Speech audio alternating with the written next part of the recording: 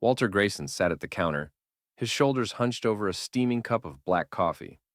At 78, he was a fixture here, as much a part of Millie's as the cracked vinyl stools or the jukebox that hadn't worked since '92. His hands, rough as old leather, wrapped around the mug, the faint outline of a Marine Corps tattoo peeking from under his rolled-up sleeve. The ink was faded, blurred by time, but the eagle, globe, and anchor still held their shape, a quiet testament to a life most in Willow Creek had never thought to ask about. His ball cap, emblazoned with USS Intrepid, sat low over eyes that carried a weight no one seemed to notice. The diner was busy this morning, the usual Saturday crowd filling the booths. Families with kids, truckers passing through, and a group of men in their 40s who'd taken over the corner table, their laughter loud and careless. Walter didn't look their way, but he heard them. Everyone did. Their voices carried, sharp and unfiltered, tossing around stories of last night's game and complaints about work. One of them, a stocky guy with a goatee and a flannel shirt, leaned back in his chair, his eyes landing on Walter. "Hey, old-timer," he called, his tone half joking, half mocking. "That scar on your face. Get that from falling off a bar stool or what?" His buddies chuckled, the sound grating like gravel underfoot. Walter's hand paused on his mug. The scar, a jagged line running from his left temple to his jaw, tightened slightly as his expression stayed neutral. He didn't turn, didn't answer. Just took a slow sip of his coffee, the steam curling around his weathered face. The men laughed again, louder this time, as if his silence was an invitation to keep going. "Bet he's got some stories," another said, smirking. "Probably tripped over his own ego back in the day." The words hung in the air, heavy as the grease sizzling on the grill. Millie, wiping down the counter, shot the men a look, her lips pursed, but she said nothing. She'd seen Walter take worse over the years. Stray comments, dismissive glances, the way people sometimes looked through him like he was part of the furniture. He never reacted, never raised his voice. Just sat there, steady as the flagpole outside. His dignity, a quiet thing that didn't need defending. But today, something felt different. Maybe it was the way the men's laughter lingered, or the way the morning light caught the glint of a pin on Walter's jacket, a small, tarnished bronze star he'd worn every day for decades. Or maybe it was the man who walked through the door just then, his boots clicking against the linoleum with a purpose that made the room pause. He was older, maybe late 60s, with a ramrod straight posture and a face carved from years of command. His dress blues were immaculate, the silver stars on his shoulders gleaming under the diner's fluorescent lights. General Thomas Hargrove wasn't a regular at Millie's, but everyone in Willow Creek knew him, or knew of him. A retired Marine Corps officer, he'd grown up here before the world called him away to wars and bases far from home. Now, he was back, a living legend who kept to himself, save for the occasional speech at the VFW Hall or Memorial Day Parade. The general's eyes swept the room, sharp and assessing before landing on Walter. For a moment, their gazes locked, and something passed between them, something unspoken, heavy with history. The men at the corner table fell silent, their bravado fizzling like a spent firecracker. Hargrove's presence demanded attention, not because he sought it, but because it was impossible to ignore. He crossed the diner in 3 strides, his boots steady, and stopped beside Walter's stool. The room held its breath. Millie froze mid-wipe, her rag dangling over the counter. The general extended a hand, not for a shake, but in a slow, deliberate salute. His fingers snapped to his brow, crisp and unwavering, the kind of salute that carried the weight of 1,000 battlefields. "Gunnery Sergeant Grayson," Hargrove said, his voice low but clear, cutting through the diner's hum. "It's an honor, sir." Walter blinked, his coffee forgotten. For a moment he looked almost startled, like a man waking from a long dream. Then, slowly, he straightened, his shoulders squaring as if muscle memory had taken over.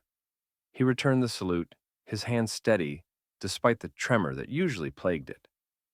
The diner was silent now, the only sound, the faint creak of the flag outside and the hiss of bacon on the grill. The men in the corner shifted uncomfortably, their earlier laughter replaced by a tense stillness. They didn't know what was happening, but they felt it. The shift in the air, the sudden weight of something bigger than their small-town bravado. Hargrove lowered his hand, his eyes never leaving Walter's. "I was at Quezon," the general said, his voice softer now, meant for Walter alone, but carrying to every corner of the room. "2nd Battalion, 1st Marines. I was just a lieutenant then, green as hell. But I remember you. You held the line at Hill 881. Saved a lot of good men that day." Walter's jaw tightened, his scar pulling taut. He didn't speak, but his eyes flickered with something raw, something that had been buried for decades. The general reached into his pocket and pulled out a small, worn photograph, its edges frayed from years of handling. He set it on the counter, gently, like it was something sacred. The photo showed a group of Marines, young and grim-faced, standing in the mud of a jungle firebase. Their gear was caked with dirt, their eyes hollow but defiant. In the center, a younger Walter Grayson, his face unscarred but unmistakable, held a rifle with the ease of a man who'd seen too much. The general tapped the photo, his finger resting on Walter's image. "This was taken the day after," Hargrove said. "You carried 3 wounded men off that hill under fire. Never said a word about it. Never asked for anything." The diner was a cathedral now, every ear straining to hear. Millie's eyes glistened, her rag forgotten. The men in the corner stared at their plates, their faces flushed with something that looked like shame. Walter's hand hovered over the photograph, his fingers brushing the edge as if afraid to touch it. His voice when it came was rough but steady. "That was a long time ago, sir," he said. "Just did what needed doing." Hargrove shook his head, a faint smile breaking through his stern demeanor. "No, Gunny, you did what most couldn't. And you've been doing it ever since, haven't you? Coming here, day after day, carrying that weight so the rest of us don't have to." Walter looked down at his coffee, his expression unreadable. The scar on his face seemed less stark now, less a mark of age and more a badge of something enduring. The general straightened, his voice rising just enough to address the room. "This man," he said, gesturing to Walter, "is why we stand here today. Why this town, this country, still has a flag to fly. He didn't ask for your thanks, but he damn well deserves it." The words landed like a gavel. One by one, the diners stood. Millie first, then the trucker at the end of the counter, then a family in the booth by the window. The men in the corner hesitated, then rose too, their earlier mockery forgotten. They didn't clap or cheer. This wasn't that kind of moment. They stood, heads bowed or hands clasped, offering something rarer than applause: respect. Walter's eyes stayed on the photograph, but his posture shifted, a quiet pride settling into his frame.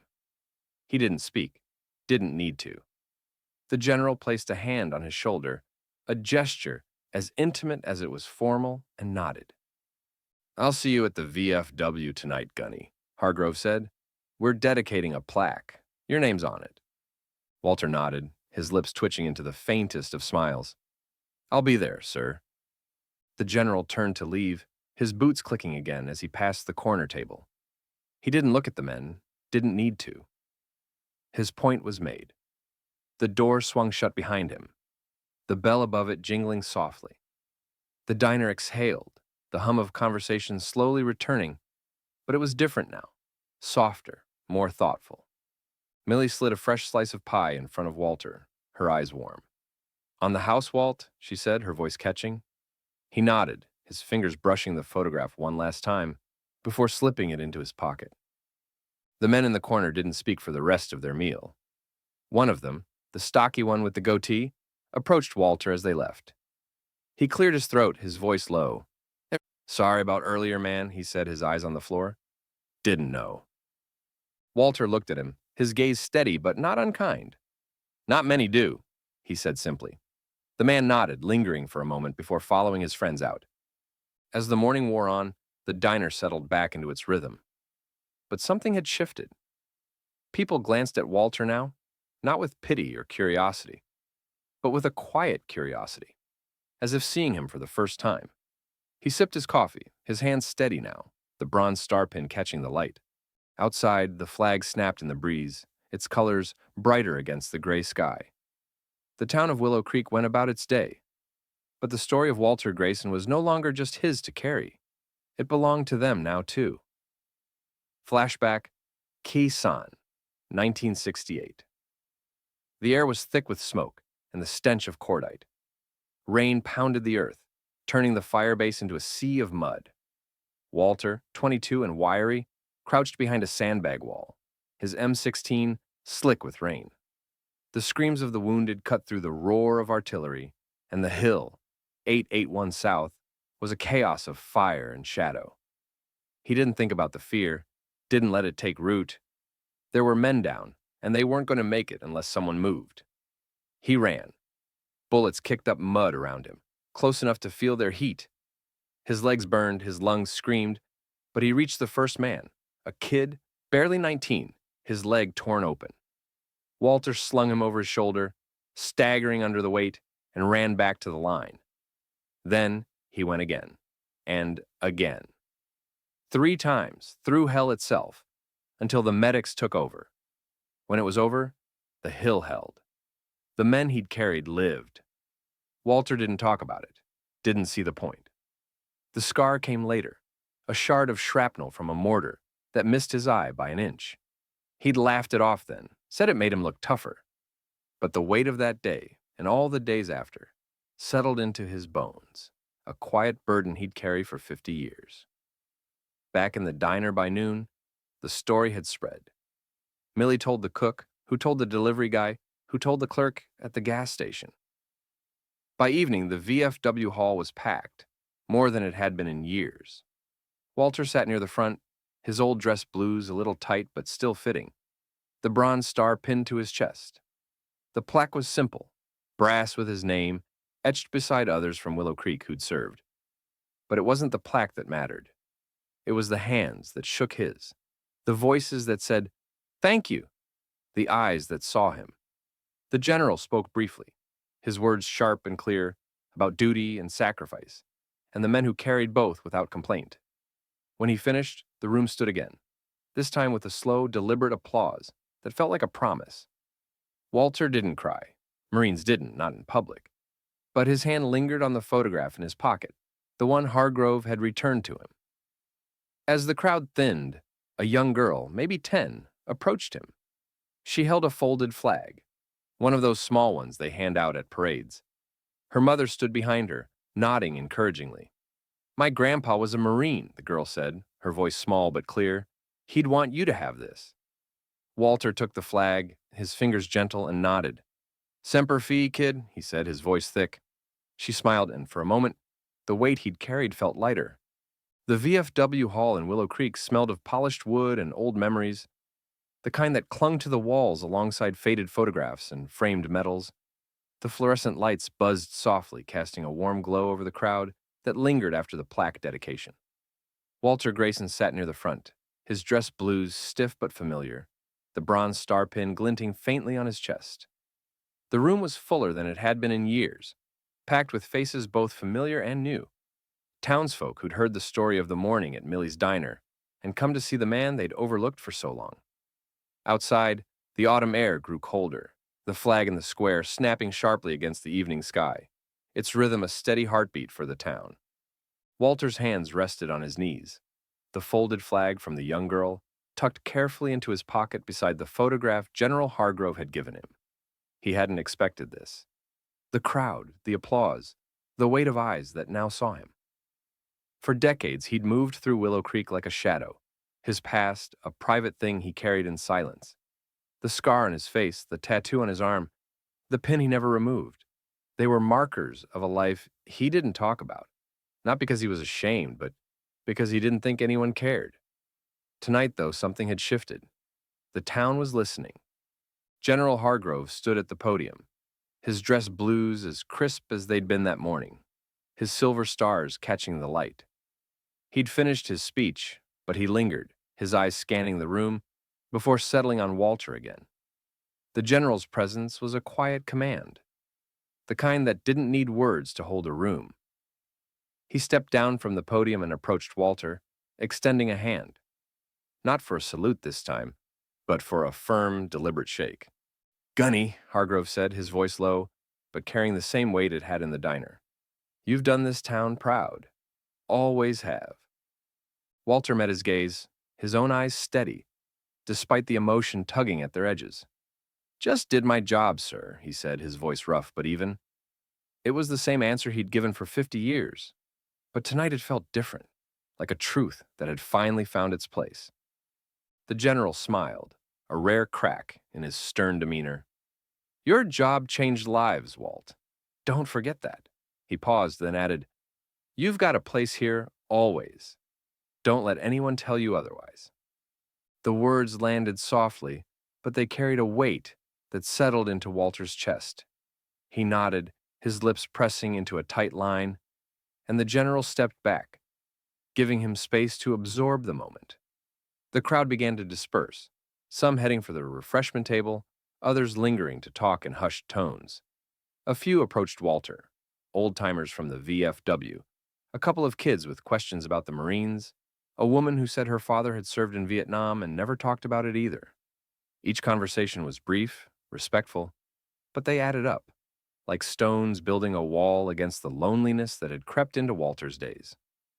Millie was there too, her apron swapped for a simple dress, her eyes still bright from the morning's events. She handed Walter a cup of coffee, black, the way he liked it, and sat beside him. "You know, Walt," she said, her voice soft, "I've been pouring your coffee for 20 years, and I never knew. Should have asked." Walter took a sip, the warmth grounding him. "Didn't need to, Millie. You've always been kind." It was true. Millie's diner had been his refuge, a place where he could sit quietly and feel part of something, even if no one knew his story. Her small acts, refilling his cup without asking, saving him the last slice of pie, had been a kind of recognition, even if she hadn't known it. The evening wore on, and the hall began to empty. Walter stayed, reluctant to leave the warmth of the moment. He wasn't one for crowds, but tonight felt different, like a chapter closing and another beginning. As he sat, his fingers brushed the photograph in his pocket, and his mind drifted back, not to Quezon this time, but to the years after, the quiet ones that had shaped him just as much. Flashback, Willow Creek, 1975. Walter had come home to Willow Creek after his discharge, his duffel bag slung over one shoulder, his scar still fresh and angry. The town hadn't changed much. Same diner, same flagpole, same faces in the pews on Sunday. But it felt different, smaller somehow, like it couldn't hold the weight of what he'd seen. People clapped him on the back, called him a hero, but their eyes slid away when he tried to talk about the war. It wasn't their fault. They didn't know how to listen to stories that didn't have clean endings. He'd taken a job at the lumberyard, hauling timber until his back ached, saving enough to buy a small house on the edge of town. He didn't talk about the Marines, didn't wear his uniform. The Bronze Star stayed in a drawer, tucked beneath a stack of letters he'd never sent to his mother during the war. He'd wanted to spare her the worry, but now she was gone, and the letters were all he had left of her. The years blurred together, work, church, the diner. He'd never married, never felt the need to explain why.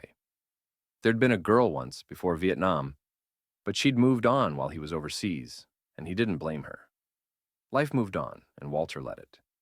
He volunteered at the VFW, helped with the Memorial Day flags, mowed the lawn at the cemetery. Small things, quiet things, the kind that didn't ask for thanks. But there were moments, late at night when the house was too quiet, that the weight came back. The screams from Hill 881, the faces of the men he couldn't save. He'd sit on his porch, a cigarette burning down to his fingers, and wonder if he'd done enough. The scar on his face, the one that drew stares or stupid comments, was a reminder of the cost. Not just of the war, but of coming home to a world that didn't quite know what to do with him. Back in the VFW hall. The hall was nearly empty now, just a few stragglers folding chairs and sweeping the floor. Walter stood to leave, his joints protesting as he adjusted his cap. The young girl who'd given him the flag was still there, sitting with her mother near the door. She waved shyly, and Walter tipped his cap, a small gesture that made her smile. As he stepped outside, the cold air hit him, sharp and clean. The flag in the square was still, the wind having died down, but its silhouette stood proud against the starry sky. Walter paused, his breath visible in the chill, and felt the photograph in his pocket again. He pulled it out, studying the faces of the men he'd served with. Most were gone now, some to the war, others to time. But they were with him tonight, their memory carried in the weight of the general's salute, the girl's flag, the town's quiet acknowledgement. The next morning, Willow Creek woke to a changed rhythm. The story of Walter Grayson spread beyond the diner and the VFW hall, carried by whispers and phone calls, by posts on the town's small X page. People stopped by Millie's to see him, some bringing small tokens, a handshake, a thank you, a story of their own. The men from the corner table didn't show up again, but the stocky one with the goatee sent a note through Millie, apologizing again and asking if he could buy Walter a coffee sometime. Walter didn't hold a grudge. He'd seen worse than their ignorance in his time.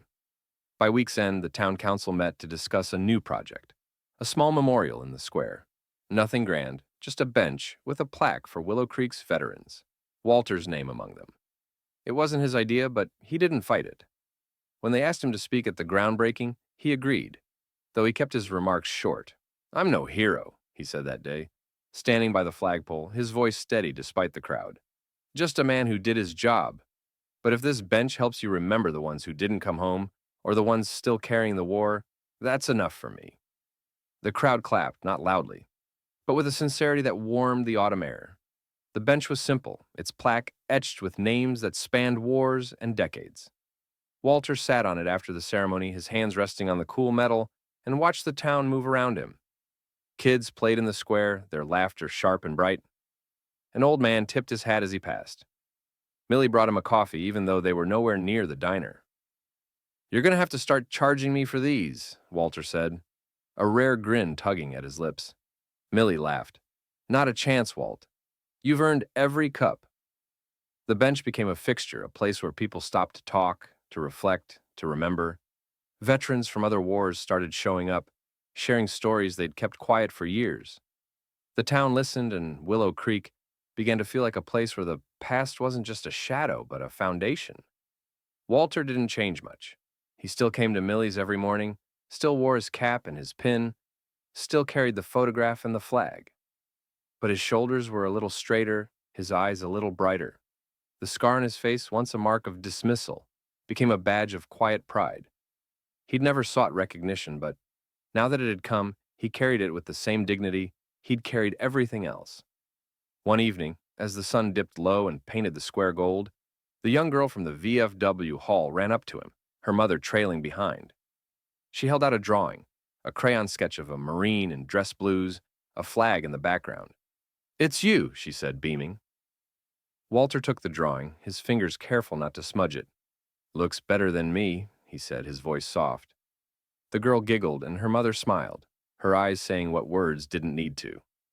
As they walked away, Walter sat on the bench, the drawing in one hand, the photograph in the other.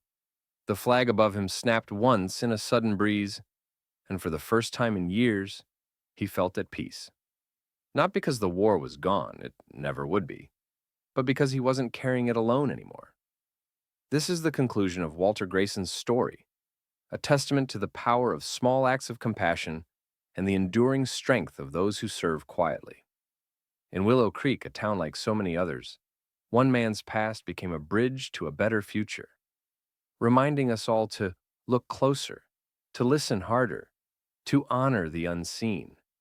Subscribe to Hoffman's Stories for more tales of quiet heroism. And take a moment today to notice the Walter Graysons in your own community. Who knows what stories they carry, waiting for someone to see?